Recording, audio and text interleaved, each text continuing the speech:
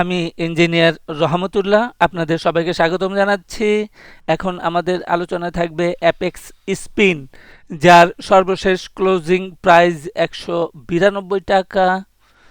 আমরা daily time ফ্রেমে আছি। পার্টিকুলারলি এটা আলোচনায় আসার একটা উল্লেখযোগ্য কারণ হচ্ছে যে এটা জাস্ট হায়ার হাই করেছে। আমাদের বাজারে হায়ার হাই সাধারণত করে না, ডাবল টপে গিয়ে দম শেষ হয়ে যায়। তো এই ক্ষেত্রে দেখা গেছে যে কালকে বাজারও ভালো ছিল গত ট্রেডিং ডেতে, এবং এটার পারফরমেন্সও ভালো। পার্টিকুলারলি এখানে এটা পুরনো ট্রেন্ড আছে আমাদের এখানে। তো এখন আমরা ডেইলি টাইম ফ্রেমে আছি, যেখান থেকে মার্কেটের প্রাইসটা উঠলো, সেখানে আমরা দেখা যাচ্ছে যে একটা বড় গ্রিন ক্যান্ডেল তৈরি হয়েছে। এটা ভালো ছিল, পার্টিকুলারলি এটা ডেইলিতে। আমরা যখন উইকলিতে দেখি তখন দেখা যায় যে এখানে একটা বুলিশ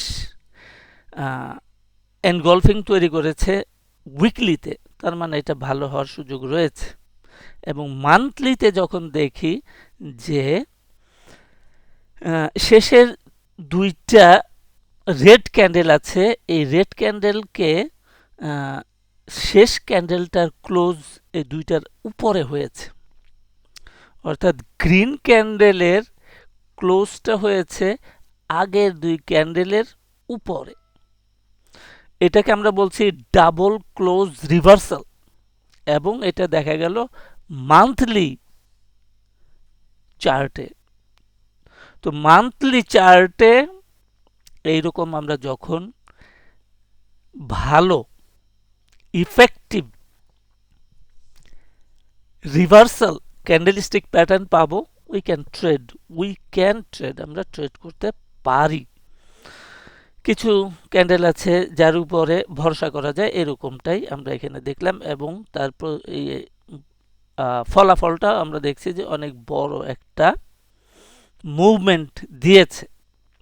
শেষের ক্যান্ডেলটা ছিল মান্থলিতে ডাবল ক্লোজ রিভার্সাল, এবং এটা আউটসাইড বার। তাহলে আমরা ডেইলিতে ব্যাক করি। ডেইলিতে ব্যাক করলে পরে আমরা দেখতে পাই যে এটা ডাবল টপকে অতিক্রম করেছে। সাধারণত দেখা যায় যে ডাবল টপকে অতিক্রম করার পরে আবার একটু স্লো হয়ে যায়, বা ব্রেকআউট করে যারা প্রাইস ডেভেলপমেন্টে থাকে তারা নতুন বায়ারদের কাছে শেয়ার বুঝিয়ে দিয়ে সরে যায়। তো সেই ক্ষেত্রে আমরা একটু সতর্ক থাকব। তাহলে এখন আমরা হোল্ডে থাকব। সেই ক্ষেত্রে আমাদের টার্গেটটা কিরকম হতে পারে?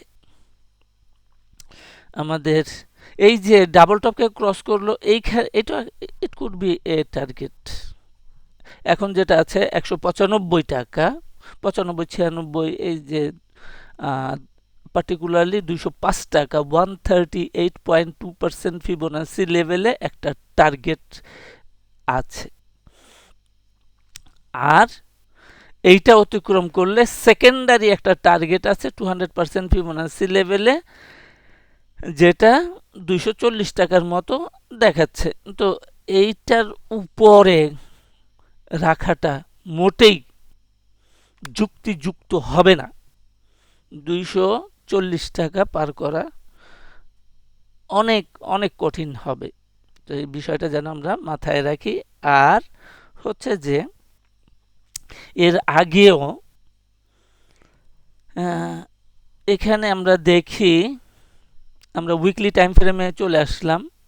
তো এখানে 2011-তে একটা টপ আছে, 2013-তে একটা ডাউন আছে, বটম তো না, সিগনিফিক্যান্ট লো আছে, সেখান থেকে উঠলো। এটা ডিএসসির সাথে আবার একটু মিলও আছে। 18-তে একটা টপ দেখা যায়, 2022-এ একটা টপ দেখা যায়, যেটা 2021-এ ডিএসসি এক্সে আমরা একটা হাই দেখি, তো ইত্যাদি। তো এই রেড চ্যানেলটা দেখাচ্ছে যে market price action is upside, এবং এই ক্ষেত্রে আমাদের এই দেখা যায় যে রেজিস্ট্যান্সটা অ্যাপ্রক্সিমেটলি 224-25 টাকায় একটা ভালো লং টার্ম রেজিস্ট্যান্স আছে। তো এটাকেও মাথার মধ্যে নিতে হবে 225 টাকা লেভেলে।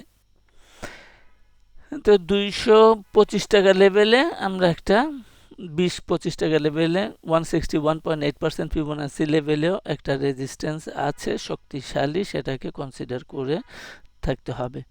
তো এখন যেটা হইল যে মার্কেট নেয়ার টপ, এখনো টপ হয়নি, নেয়ার টপ, টপের কাছাকাছি আছে। এই সময়ে এটাকে মনিটরিং এর আওতায়, অবজারভেশনের আওতায় রাখতে হবে যাদের হাতে আছে। আর আমরা বুলিশ ইন্টারপ্রিটেশনে থাকলাম, যেহেতু এটা অনেক পুরনো ট্রেন্ড, তো এটা কিন্তু যেভাবেই হোক এটা লোয়ার লো করতে পারবে না। আমরা আওয়ারলি টাইম ফ্রেমে আছি, আওয়ারলি টাইম ফ্রেমে এখানে দেখা যাচ্ছে যে 166 টাকা 70 পয়সা লেভেলে একটা সাপোর্ট এখান থেকে উঠেছে। তার মানে এই 166 টাকা 70 পয়সা এইটাকে সে নিচে যেতে পারবে না ক্লোজিং বেসিসে 166.7 টাকা। এটা নিচে যখনই যাবে তখন এটাকে আমরা আর হোল্ড করা ডিফিকাল্ট। এটাই আমাদের স্টপ লস এবং ইনভ্যালিডেশন।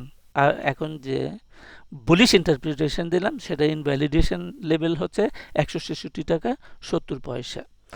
তো আজকে এই পর্যন্তই। সাথে থাকার জন্য সবাইকে অনেক অনেক ধন্যবাদ।